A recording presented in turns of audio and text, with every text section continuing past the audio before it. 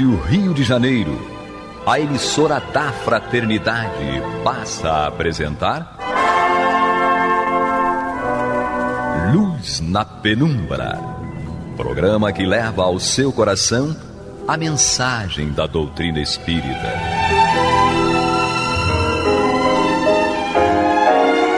E agora, com vocês, Aloísio Guigino, Fátima Miranda e Eduardo Araújo, para o estudo da obra O que é o Espiritismo, de Allan Kardec. Bons abraços, amigos ouvintes da Rádio Rio de Janeiro, emissora da Fraternidade. Estamos aqui mais uma vez, eu, Aloísio, com... ela, Maria de Fátima Miranda. Eu achei que ela tinha esquecido o nome dela. Eu também, ficou pensando... Será que a idade já está pesando? Não. É que eu estava lendo o texto que nós vamos estudar. Vamos lá. E com... Eduardo Araújo, eu ainda lembro meu nome, graças a Deus. Pelo menos isso eu sei. Então nós damos continuidade à nossa conversa aqui a respeito dessa obra, o que é o Espiritismo. E nós estamos no capítulo 3º, Solução de alguns problemas pela doutrina espírita, e nós estamos tratando do tópico O Homem durante a Vida Terrena. E hoje nós vamos recomeçar aqui a nossa conversa pelo item 128, que nos diz assim, a pergunta que é feita por Kardec. Tem o homem o livre-arbítrio ou está sujeito à fatalidade? Isto aí é uma coisa muito importante, a compreensão disso, né? E a resposta que nos é trazida. Se a conduta do homem fosse sujeita à fatalidade, não haveria para ele nem responsabilidade do mal, nem mérito do bem que pratica, porque ele estaria fazendo um e outro sem recurso nenhum, sem nenhuma escolha. Então não teria nem a responsabilidade, nem o mérito. Toda punição seria uma injustiça, toda recompensa um contrassenso. O livre-arbítrio do homem é uma consequência da justiça de Deus e é um atributo que a divindade imprime àquele e o eleva acima de todas as outras criaturas.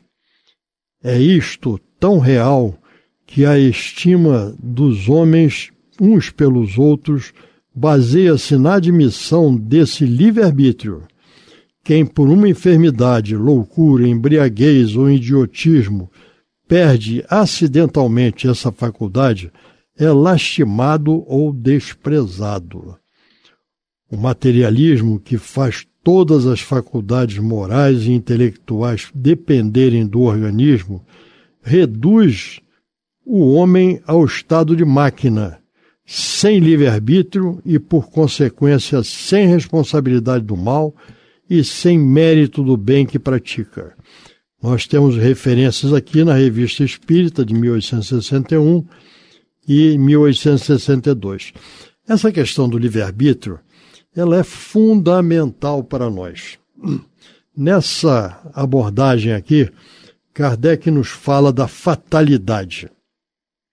E no Livro dos Espíritos nós aprendemos que a única fatalidade na vida do homem, isto é, do espírito encarnado, é que vai desencarnar. Não há como isto não ocorrer. Isto é uma fatalidade e não pode ser evitado que isto ocorra. E existe uma outra fatalidade, não mais na vida do homem, mas na existência do espírito, certo? Que, pelas palavras de Jesus, nenhuma das ovelhas do rebanho do meu Pai se perderá. Então, a fatalidade que é da plenitude, da perfeição relativa sempre, mas sempre no caminho dessa perfeição. Isso é uma fatalidade também. O que vai ocorrer é o tempo que nós vamos demorar para chegarmos a esta situação de uma paz, e eu aprendi há pouco tempo, ou melhor, eu entendi há pouco tempo, que a felicidade é uma consequência da paz. A paz interior é que nos traz essa felicidade. Não existe felicidade sem paz. E essa paz, ela é conquistada. e vai sendo pouco a pouco. E nós vemos aí dentro desse livre-arbítrio que é uma questão da justiça divina, que dá a cada um de nós a responsabilidade e a consequência daquilo que nós escolhemos. O que é o livre-arbítrio? Livre-arbítrio é a nossa capacidade de fazer escolhas. Eu quero fazer isso, eu quero fazer aquilo. Não é de fazer isto ou de fazer aquilo. Mas é a capacidade de querer fazer isto ou querer fazer aquilo. Certo? Porque se nós conseguíssemos fazer tudo aquilo que nós escolhemos, barbaridade. Certo? Barbaridade. O mundo seria um caos. Certo? Então, algumas coisas nós alcançamos, outras não. Mas a nossa escolha é feita. A nossa escolha de fazer ou não fazer, de escolher por aqui ou por ali, isto existe sempre. E esta é uma característica para o espírito do processo de evolução, porque nós somos responsáveis por tudo aquilo que nós imaginamos fazer, aquilo que nós desejamos fazer. O próprio Jesus nos lembra que nós também erramos, certo? Por pensamento, certo? Por pensamento, isto é, aquilo que nós desejamos de mal, nós somos responsáveis. Aquilo que nós desejamos de bem, nós temos o bônus a respeito daquilo. Então, o livre-arbítrio, isso tem que ser muito bem entendido. Não é uma capacidade de fazermos alguma coisa, mas sim de escolhermos fazer alguma coisa. Isto é o livre-arbítrio. Vai lá, Eduardo. Então, a questão do livre-arbítrio é muito interessante, da fatalidade, porque assim, as pessoas confundem muito. Até uma frase que o Paulo Coelho usa, maktub, estava escrito. Então parece que nós somos simples máquinas, o que seria um absurdo, né? Se tudo, isso aconteceu porque estava escrito. Algumas coisas sim, outras não. Na vida moral, não há fatalidade. Sim. Na vida moral. O que eu quero dizer com isso? Das nossas escolhas morais. Na vida material, há algumas fatalidades, mas que os espíritos nos dizem na questão 851 do Livro dos Espíritos, né? Que Kardec pergunta se há fatalidade dos acontecimentos da vida. E eles respondem, a fatalidade só existe pela escolha que o espírito fez ao encarnar, de sofrer esta ou aquela prova. Então você, antes de reencarnar, você entendeu que seria necessário você ter uma vida onde você não tivesse muitos recursos materiais, tivesse uma vida mais modesta, porque você sabe que se tiver uma vida de facilidades, de dinheiro, de poder, a chance de você cair é muito grande, então você pode solicitar aos benfeitores que você tenha uma vida mais modesta. Evidentemente que você cria uma espécie de destino e fatalidade. Então você sempre vai ter o seu trabalho, mas você nunca vai prosperar. Você não vai ter muito dinheiro. Aí entra a prova, porque você pode ficar revoltado, né? Eu não aceito essa prova. E começar a ser uma pessoa desonesta para poder aurir o dinheiro que você acha que merece ter. Então você perdeu a sua encarnação, perdeu a sua prova. E o livre-arbítrio foi mantido. Quer dizer, você vê pessoas que trabalham, mas elas estão sempre com dificuldade, vivendo uma vida ali no limite. É uma prova que elas pediram. Se essa pessoa se revoltar e começar a ser desonesta, praticar corrupção, ir para o mundo do crime, aí ela perdeu a oportunidade dela. E ela em nenhum momento deixou de exercer o livre-arbítrio. Porque o planejamento, quando o espírito vai reencarnar, não é uma fatalidade, é toda uma proposta de conquistas e realizações, não é? E tanto que a gente estudando lá com os amigos lá na Penha, na CF, o Marco Aurélio colocava aquela linha do 10. O ideal, o planejamento está aqui, o ideal a ser cumprido é esse, mas os espíritos conhecem as nossas limitações e veem as probabilidades de desvio. Então, cumprir a linha do 10 não é fatalidade, mas é produto de um esforço. Nós queremos chegar na rádio. Mas eu acordei que eu chegar na rádio. Mas se eu não me movimentar para tal, eu não vou chegar na rádio. Não é isso? Então a nossa responsabilidade se mantém integral, mesmo que as situações e circunstâncias da vida nos levem a algumas fatalidades previstas. A pessoa não bebe, a pessoa não fuma, tem uma vida regrada, é vegetariana e desenvolve um câncer de pulmão. Aí a pessoa vai falar assim, meu Deus, como é que pode? Eu não bebo, não fumo, tenho uma vida saudável e tô com câncer de pulmão. E a outra pessoa lá que fuma, que bebe, não tem.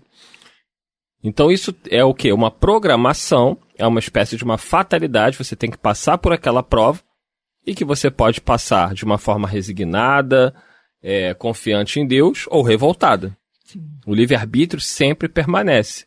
Mas, repito, a fatalidade, conforme os espíritos esclarecem, se ela existe, é somente nessa questão das provas materiais da vida. Eu tenho um entendimento, certo? Vocês me ajudem se eu estiver incorreto, certo?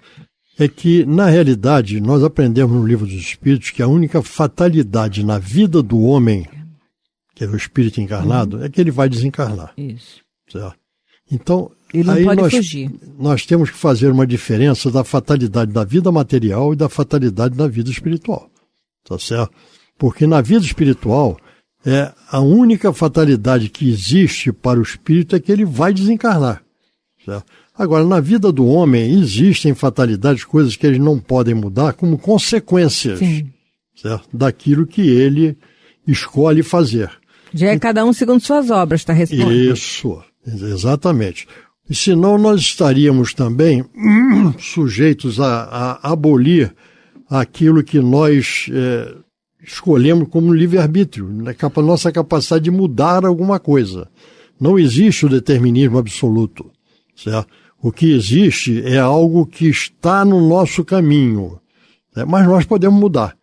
Então, se está no nosso caminho, mas nós podemos mudar, eu não vejo como sendo uma fatalidade, porque eu entendo fatalidade como algo que você não pode mudar.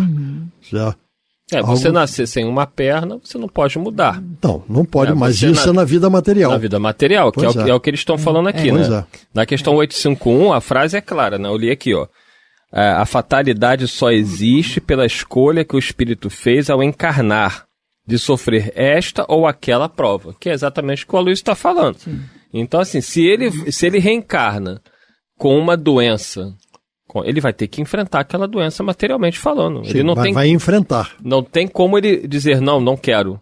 Aquilo ali, isso pode ter sido uma escolha dele, antes de reencarnar, ou pode ter sido uma prova imposta, que é uma expiação.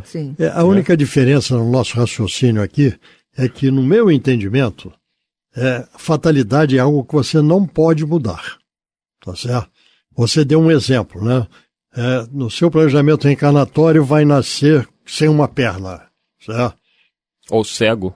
Ou cego, o que seja. Certo? Então isso você não vai poder mudar. Não pode, tá certo? Agora, isto seria uma fatalidade na vida material. Certo? Isso, exatamente. Na vida material. Que foi o que eu falei no início, né? A gente pode, sobre a parte moral, o nosso livre-arbítrio permanece integral o tempo inteiro. Exatamente. Mas como nós vamos lidar com isso? Aliás, mesmo a prova material, ela pode ser mudada. Pode. Se Jesus assim o quiser. Tanto é que Jesus curou cegos de nascença, curou leprosos. E o fato de estar sem a perna não quer dizer que não vai caminhar. Tem tecnologia aí colocando a perna no lugar. E hoje em dia a nossa ciência já está desenvolvendo aí recursos para fazerem pessoas cegas voltarem a ver. Né? Porque no mundo de regeneração, os espíritos dizem, as doenças serão superadas. A grande maioria delas. Não todas. A grande maioria delas. Até porque a doença que permanece é a doença moral. Sim. Essa vai precisar... Que é a origem. Que é a origem das doenças. Não existe consequência sem causa. Isso aí. Então, é sempre a mesma coisa. Né? Quando nós falamos sobre livre-arbítrio, eu gosto muito de lembrar que hoje estamos arbitrando o futuro. Sim. Porque às vezes as pessoas entendem que livre-arbítrio foi minha escolha aqui agora. Não é.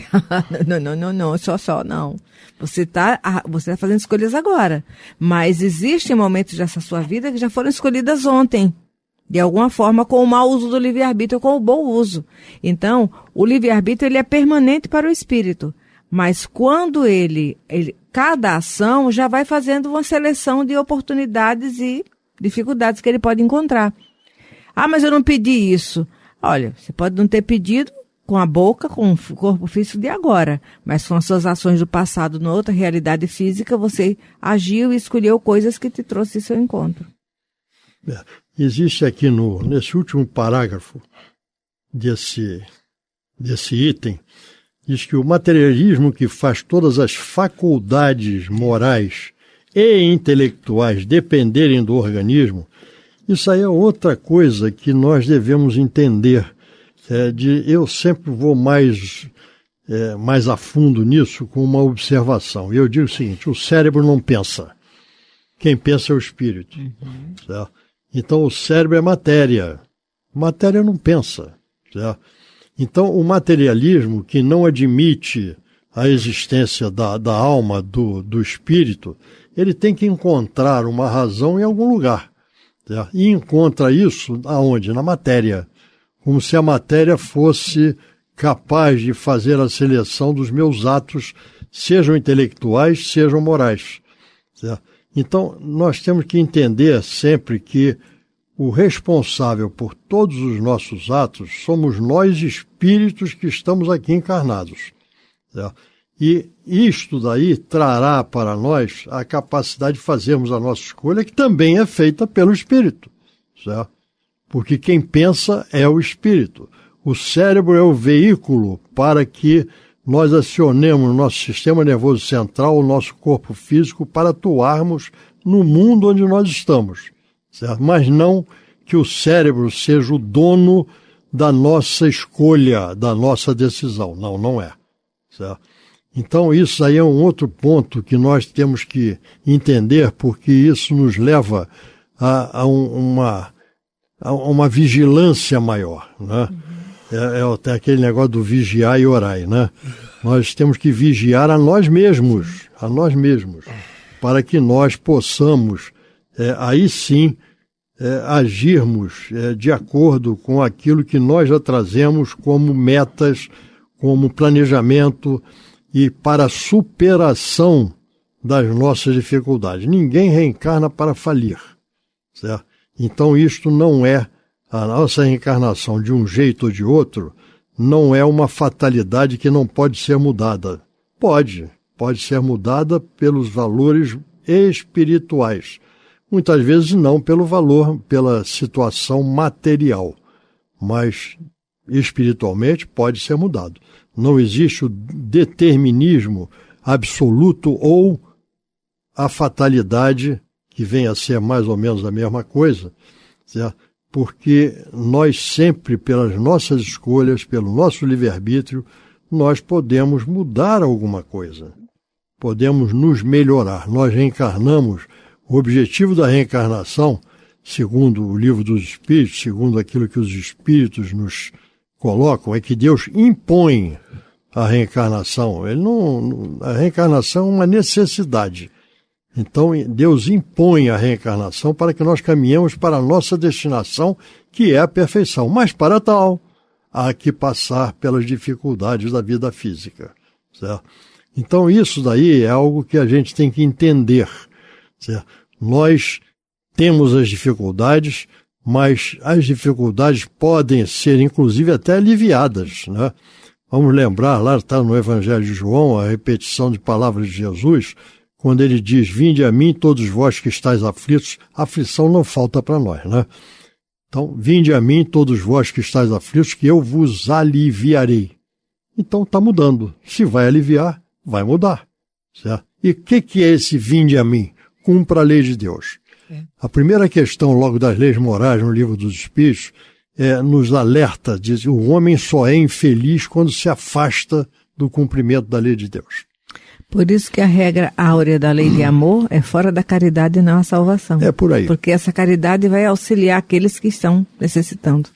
E essa questão dos materialistas, né? Muitos defendem a tese, que é totalmente inverossímil, de que os nossos sentimentos e emoções são regidos por uma questão bioquímica cerebral. É um completo absurdo. Então, uma pessoa, ela seria dada ao mundo do crime porque existe nela uma composição química cerebral de hormônios cerebrais que levam a ela a ser um criminoso. Eles tomam o possível efeito pela causa. É evidente que o cérebro de um criminoso, ele vai ativar determinadas áreas cerebrais que são mapeadas no exame de ressonância, Então você consegue identificar com o exame de contraste que determinadas áreas de um cérebro elas vão estar mais ativas do que outros. Então é interessante isso, porque o cientista ele consegue ver que, olha, nessa pessoa aqui, que é mais bondosa, a área que está mais fluorescendo, que está aparecendo, é essa daqui. Essa daqui, que é um criminoso, a área que mais se destaca é essa daqui. Então eles deduzem de forma errônea que o cérebro daquela pessoa é que provoca as atitudes que ela tem. Mas quem ativa o cérebro? É o espírito. Então é aí que eles não têm esse conhecimento e eles se perdem, porque na realidade o espírito ele não perde em nenhum momento seu livre-arbítrio. Quando alguém decide praticar crimes, essa pessoa não vai poder alegar num tribunal de júri que ela foi levada a isso porque o cérebro dela, a sua composição bioquímica cerebral, a conduz a ser um criminoso. Essa é uma tese perigosa, inclusive em termos de legislação humana. Mas os espíritos, como o Aloysio bem colocou, deixam muito claro que o corpo físico ele recebe os influxos do espírito, que é o ser pensante. O corpo apenas recebe essas impressões e que vão se manifestar no cérebro, que vão se manifestar em diversas partes do organismo humano. Mas isso não é a causa, isso é somente a consequência da atuação do ser pensante, que é o ser espiritual. E aí, Miranda? É justamente o livre-arbítrio que nos dá autonomia. Se você falar no microfone, seria melhor. Como é que pode, né? Eu não sei qual é o problema. Ela estava assim, ó. Ela estava falando do lado aqui, assim. É justamente o livre-arbítrio que nos dá essa autonomia. Porque no parágrafo 1º ele vai falar. Isso tão real que a estima dos homens, uns pelos outros, baseia-se na admissão desse livre-arbítrio. Quem, por uma enfermidade, loucura, embriaguez ou idiotismo, perde acidentalmente essa faculdade, é lastimado ou desprezado. Por quê? Porque perde a autonomia. Então, torna-se excluído no poder de decisões. Então, é muito importante a gente entender isso, né? Porque isso traz para nós a nossa responsabilidade em tudo aquilo que nós fazemos. Tudo que nós fazemos é escolha nossa. Tem muita gente que diz que, não, mas aí tem um instinto assassino. Não existe isso. Não existe, porque o instinto é obra divina. O instinto foi colocado em cada um de nós para que nós pudéssemos prover as nossas necessidades da vida física. O instinto diz respeito à vida física, não à vida espiritual. São as necessidades da vida física. Então, a gente pisca o olho para lubrificar a córnea, instintivamente, sem raciocinar. Agora, todos os nossos atos têm uma responsabilidade. E se tem uma responsabilidade é porque é fruto da nossa escolha, do nosso livre-arbítrio. Existe o condicionamento assassino, né? Daquela alma que em várias encarnações adquiriu o prazer de matar. Já traz consigo aquele, eu vou dizer germe, não, mas é verme, né? Aquele verme do assassinato, né? Isso. Porque é uma coisa ruim, né? Então é interessante, esse tema é muito interessante para o nosso entendimento e, consequentemente, para nosso policiamento, a nossa ação. O mau uso do livre-arbítrio vai gerar condicionamentos perniciosos. E dito isto, chegamos ao final de mais um programa, desejando muita paz a todos e até o próximo, se Deus quiser. E Ele há de querer. Muita paz. Que Jesus nos conduza. Você está ouvindo o programa Luz na Penumbra.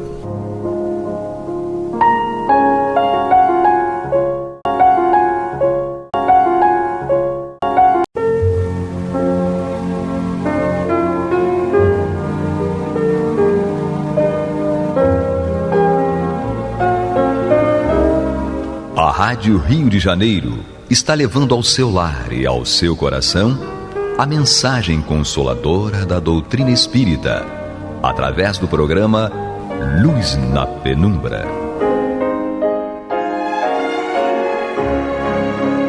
E agora com vocês, Bill Fabiano e Renato Souza.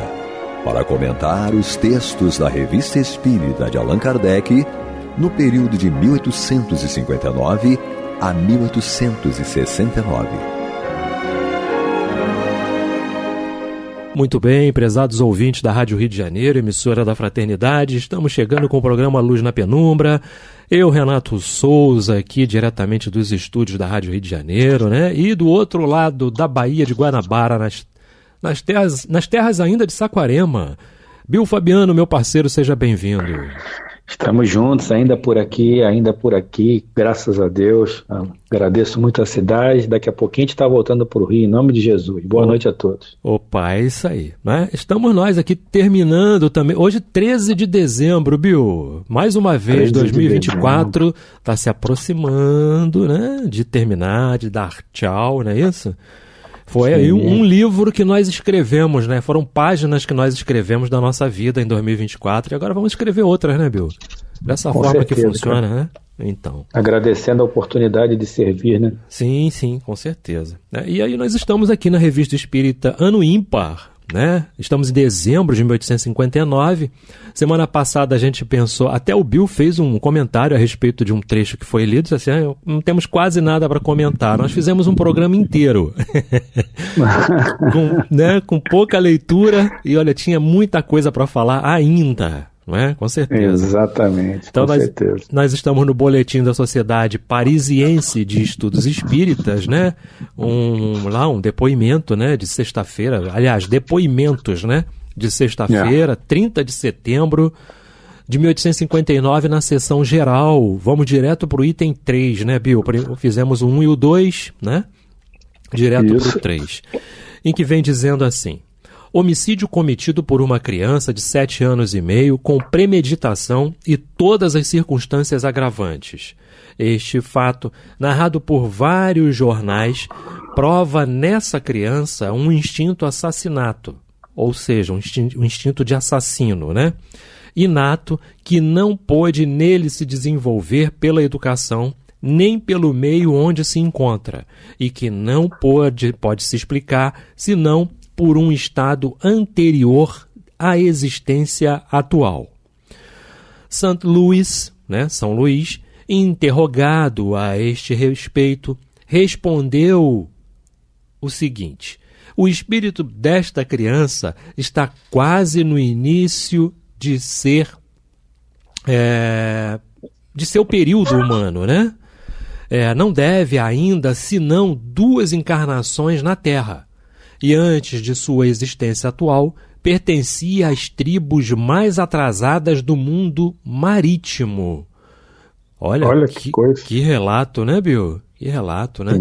Então, ele quis nascer num mundo mais avançado, na esperança dele mesmo avançar. A pergunta de saber se a educação poderia modificar essa natureza. Respondeu: isto é difícil, mas se pode, né? Seria preciso grandes precauções, cercá-lo de boas influências, desenvolver a sua razão, mas há a temer que não faça tudo ao contrário, tá? E aí o que aconteceu? Né? Antes da gente ir para o item 4, né? Ele cometeu um homicídio, né, Bill? Mostrou realmente, a gente não vai falar aqui em essência, porque a nossa essência não é má. Mas a fraqueza. A fraqueza é inerente ao espírito, né, que está, como o próprio Kardec coloca aqui, quase no início do período humano. Ou melhor, Kardec não, São Luís. Quase no período quase no início, do período humano, né, não tendo mais que 2 encarnações na Terra. Ou seja, é um semi-selvagem, né? Sim. Ou pode-se dizer que ainda seja um selvagem, ou seja, é o princípio de tudo, né? Tinha tudo para dar errado, né? E deu errado, né? Não dá para você querer, pra gente que já tem uma perna a mais, né? Já é difícil. Imagina. Né? Imagina para quem ainda está rastejando ainda. Tem tudo para... Não é nem que dá errado, não vamos colocar dessa forma, dar errado ou dar certo. É o ritmo que tem que ser, o ritmo da evolução do indivíduo, né? O ritmo normal. Bom, com certeza. Né? Então, a reencarnação não foi muito bem aproveitada, né? Por causa desse deslize, por causa dessa fraqueza dele, né? Com certeza. Exatamente. Tá. Então vamos lá, aí tem o item 4 agora, né? Leitura de uma peça de versos escrita por uma jovem pessoa, como médium mecânico. Esses versos foram reconhecidos por não serem inéditos e por terem sido feitos por um poeta morto há alguns anos. O estado de instrução do médium, que escreveu um grande número deste gênero, não permite supor que isso seja de sua parte, um efeito de memória, de onde necessário concluir que o espírito que se manifestou tomou ele mesmo nas produções prontas e que lhe são todas estranhas. Vários fatos análogos provam que há coisa possível, entre outras, o de um médium da sociedade a quem o espírito ditou uma passagem escrita pelo Sr. Allan Kardec e que este não tinha ainda comunicado a ninguém. Interessante, né, Bill? Sim. Uma comunicação que ainda não tinha sido revelada, né? Enfim. E aí vem trazendo aqui nesse item essa passagem dizendo que o médium recebia lá uns versos, algumas coisas que ainda não estavam na mídia, né? Por assim dizer, né? Sim. Isso aí. Então. Bom, estudos, né? Primeira evocação do negro que serviu de alimento aos seus companheiros no naufrágio do navio Le Constant.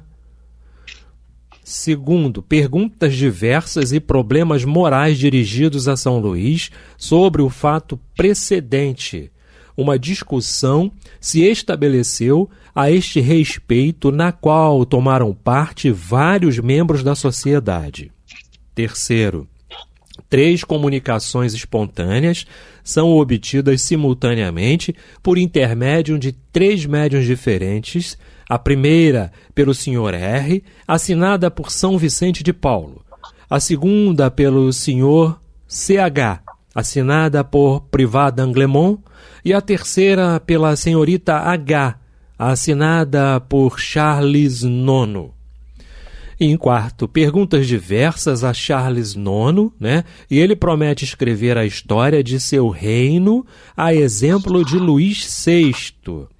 Essas diversas comunicações serão publicadas. O Kardec já diz aqui que essas publicações vão aparecer aí a qualquer momento, né? Sim, com certeza. Então, Bill, agora vamos para um relato aqui numa sessão particular do dia 7 de outubro de 1859, também numa sexta-feira, né? Isso aí. Que vem dizendo assim: leitura da ata e dos trabalhos da sessão de 30 de setembro. Apresentações e admissões da senhorita S. e senhor o Conde de R., o oficial da Marinha, são apresentados como candidatos ao título de membros titulares.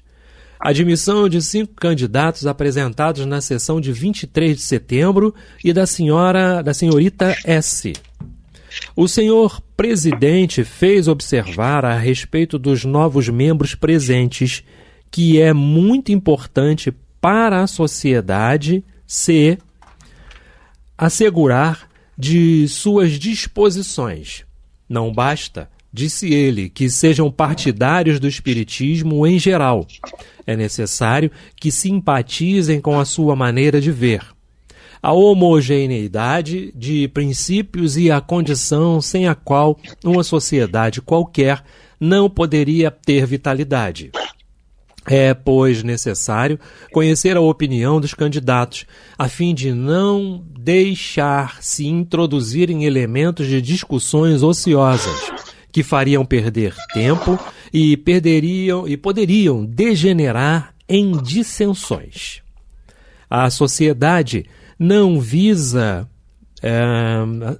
de nenhum modo, né, o aumento indefinido de seus membros.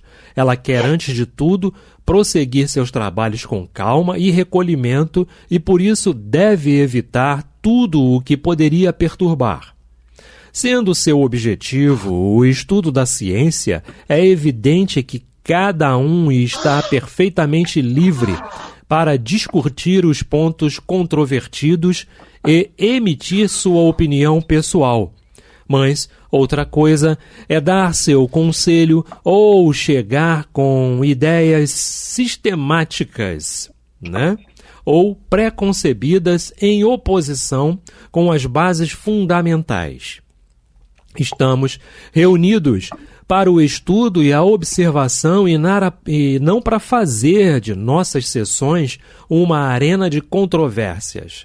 Devemos, aliás, nos referir sobre esse ponto aos conselhos que nos foram dados em muitas circunstâncias pelos espíritos que nos assistem e que nos recomendam sem cessar a união como condição essencial para atingir o objetivo a que nos propusemos e para obter seu concurso. A união faz a força, nos dizem.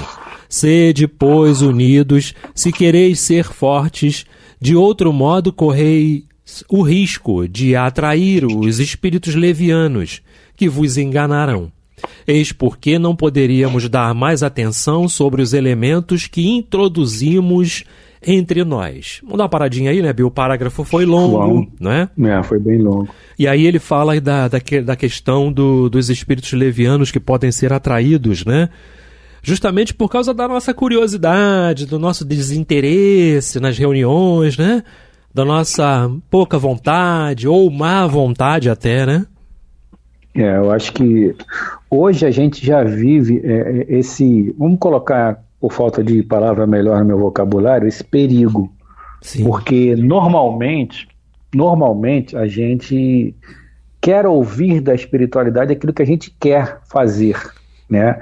O Renato é o meu mentor. Aí eu pergunto pro Renato assim, vamos ver se eu consigo ilustrar bem para que eu me faça ser entendido. Pô, Renato, eu tô na dúvida, cara, se eu vou para a esquerda ou para a direita ou sigo em frente. Mas eu acho que é melhor ir para a esquerda, né, Renato? Não é, Renato? Não é melhor ir para a esquerda? Sim, sim. Pô, o Renato vai falar o quê, cara? Primeiro que tem meu livre-arbítrio. Né, Renato? Com certeza. Segundo, que eu tô colocando o Renato como meu mentor contra a parede. Falei, pô, cara, se você quer ir para a esquerda, meu amigo, você vai, não sei. Tem tudo para dar errado, a esquerda. Ou dá tudo para dar errado para a direita, enfim, não tem negócio de esquerda ou direita, se é positivo ou negativo, isso aí é só uma ilustração. Sim. Mas aí eu tenho que ir para a direita, aí eu vou pela esquerda, ou tenho que ir para a esquerda e vou pela direita. Né? Naquela época, então, como era uma descoberta, os médios, julgo eu, tinham que ter um cuidado muito maior, porque tudo era novidade. Hoje, os médios, os simpatizantes da doutrina espírita que estudam, né, Renato, tem o livro dos médios ali como uma fonte imensurável de lições para que você não caia em esparrela. E ainda assim a gente cai.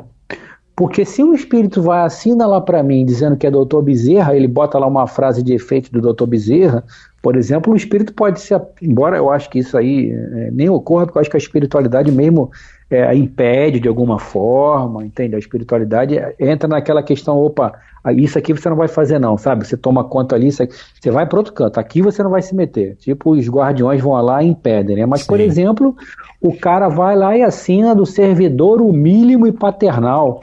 Falei, caramba, Dr. Bezerra, com certeza. Mas será que é? Vamos pesquisar a essência da mensagem, sim, sim, né? Vamos buscar.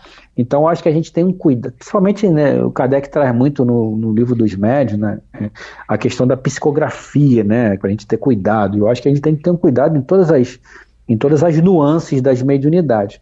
Mas, sobretudo, nessas questões aí, né, Renato, a gente ter cuidado, a gente desconfiar, porque os espíritos são muito ardilosos. Sem contar os pseudo-sábios, né, que pensam que sabem, como nós, assim, nós somos pseudo-sábios, né? A gente acha que sabe, na verdade a gente não sabe nada na medida que a gente não pratica, né, meu parceiro? Perfeito, né? E aí tem que averiguar tudo, né? Acautelai-vos, disse o mestre, né? Experimentai os espíritos são de Deus, sim, né? Perfeito. Temos que olhar tudo com muito carinho, com muito cuidado, né? Então ele continua dizendo assim, Bill, Queria dizer que nós estamos no programa Luz na Penumbra, Revista Espírita, ano ímpar. Eu, Renato Souza, meu parceiro Bill Fabiano. Estamos em dezembro de 1859, dando sequência aqui, Bill. Ele vai dizendo assim, ó. Designação de 3 novos comissários para as 3 próximas sessões gerais seguintes. Comunicações diversas. Primeiro, o senhor Tug transmitiu uma nota sobre um fato curioso de manifestação física narrado pela senhora Ida Pfeiffer, na descrição de sua viagem a Java. Segundo, o senhor Peck. Peck é Peck, né, Bill? Como é que tá para você aí? Para mim tem um circunflexo aqui, seria Peck. Mas enfim. Né? Narrou o fato de comunicação espontânea que lhe foi pessoal, da parte do espírito de uma mulher que, quando viva, era lavadeira e do pior caráter. Seus sentimentos, como espírito, não mudaram e ela continua a mostrar um verdadeiro cinismo de maldade. Entretanto, os sábios conselhos do médium parecem exercer sobre ela uma feliz influência. Suas ideias se modificam sensivelmente. Terceiro, o Sr. R. comunicou uma folha sobre a qual obteve a escrita direta, que foi produzida em sua casa, à noite, espontaneamente depois de tê-la em vão solicitado durante o dia. A folha, de resto, não traz senão 2 palavras, Deus e Fenelon, né? Estudos. Tem aqui primeiro, evocação da senhora Ida Pfeiffer, célebre viajante. Segundo, os 3 cegos, parábola de São Lucas, dada em comunicação espontânea. Terceiro, o senhor LG, né, Bill? IG sim, ou LG? Sim.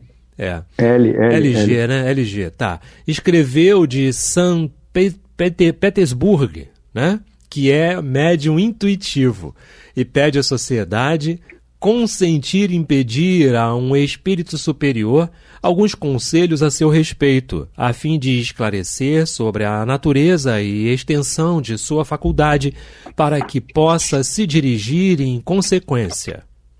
Um espírito dá espontaneamente e sem perguntas preliminares os conselhos que deverão ser transmitidos ao Sr. G.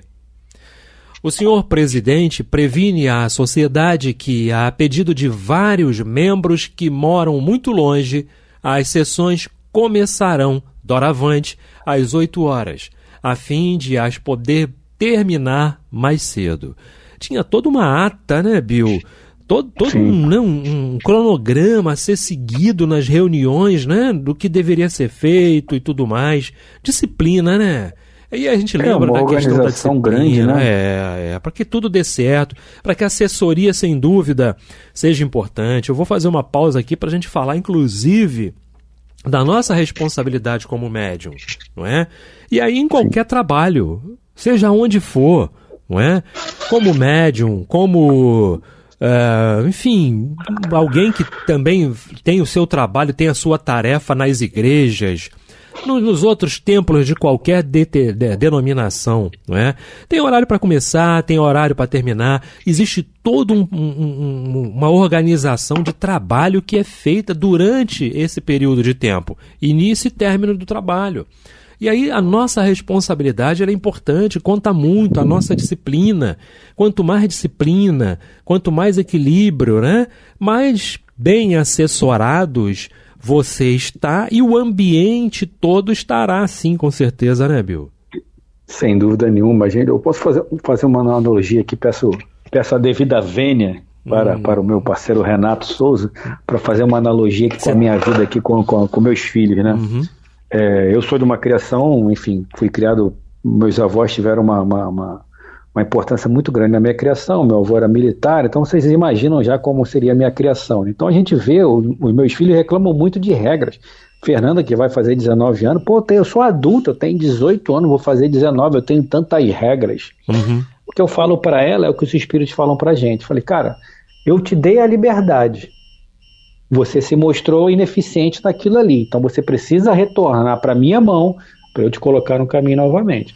E a mesma coisa se dá no macro em relação ao planeta Terra. O planeta Terra é um planeta de provas e expiações e mudança para regeneração, como todos sabem. É um planeta que tem muitas leis, muitas regras, porque a gente não sabe lidar com a liberdade. Exato. Dia virá. Por exemplo, em Júpiter, que é o planeta mais evoluído do sistema solar, não há regras.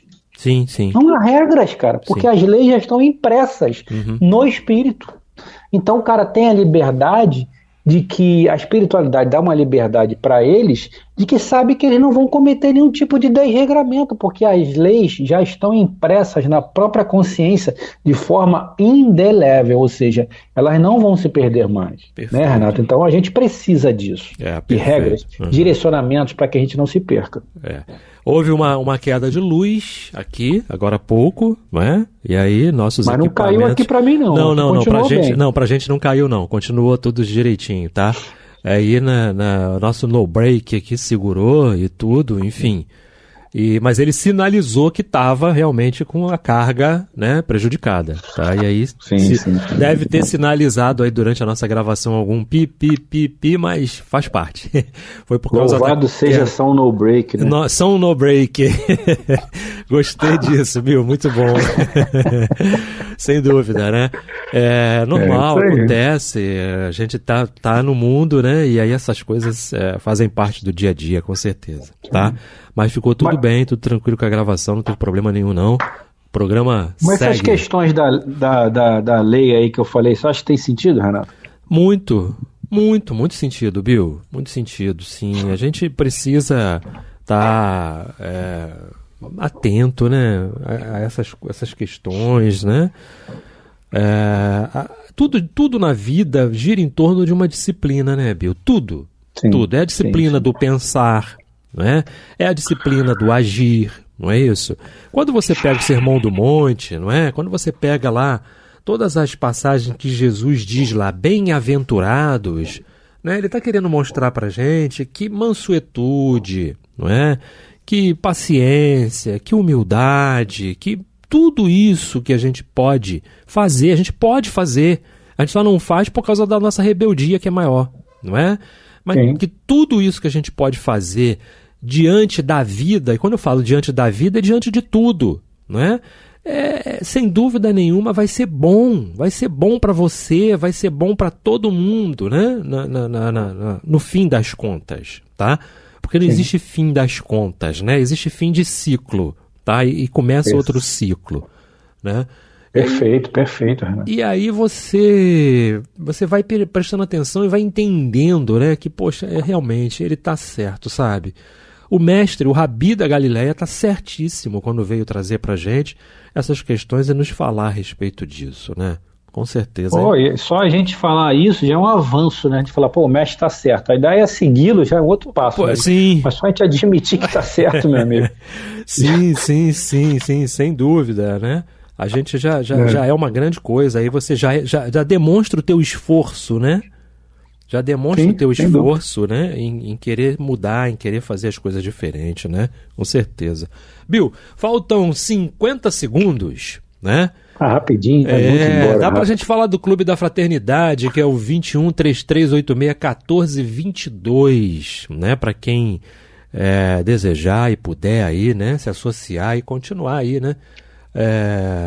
Contribuindo com a rádio de alguma forma para que a rádio possa se manter viva aí, né? Nos seus 53 anos de existência aí, levando a mensagem consoladora da doutrina espírita. Cristã espírita, né? Então, poxa, vamos lá, se associa lá ao Clube da Fraternidade, seja mais um membro, né? É super importante. Não é isso, Bill? Sim, exatamente. Se inscreva lá no canal da rádio, da Rádio Rio de Janeiro, participem dos programas, comentem, dê o seu like, isso ajuda muito na divulgação. O algoritmo lá da plataforma entende que é um processo, ou um conteúdo relevante, vai entregar para mais pessoas. Eu acho que é isso, a gente tem que fazer a nossa parte. Não dá para ajudar de forma financeira? Ajuda na divulgação, que é uma grande ajuda, né, Renato? Com certeza, sem dúvida. Chegamos ao final do programa Luz na Penumbra, que volta sexta-feira que vem comigo e Bill, com Renato Souza, né? E o Bill Fabiano Cordeiro. Mas na segunda-feira, às 9 da noite, tem Luz na Penumbra por aqui. Bill, grande abraço, muita paz. Muita paz a todos, fiquem na paz do Cristo.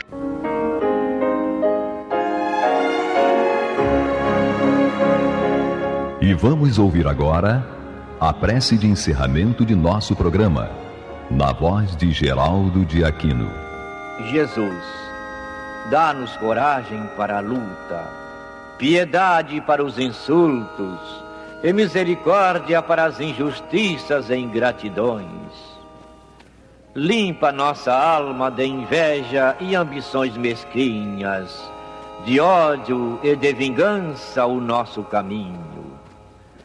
E que dentro em pouco, ao recolher-nos de novo ao calor do nosso leito, para que o sono nos dê a paz e o esquecimento das tristezas humanas, possamos sentir, Senhor, no mais íntimo de nosso ser, a doçura indefinível do Teu amor e a grandeza incomparável da Tua divina presença. Que assim seja.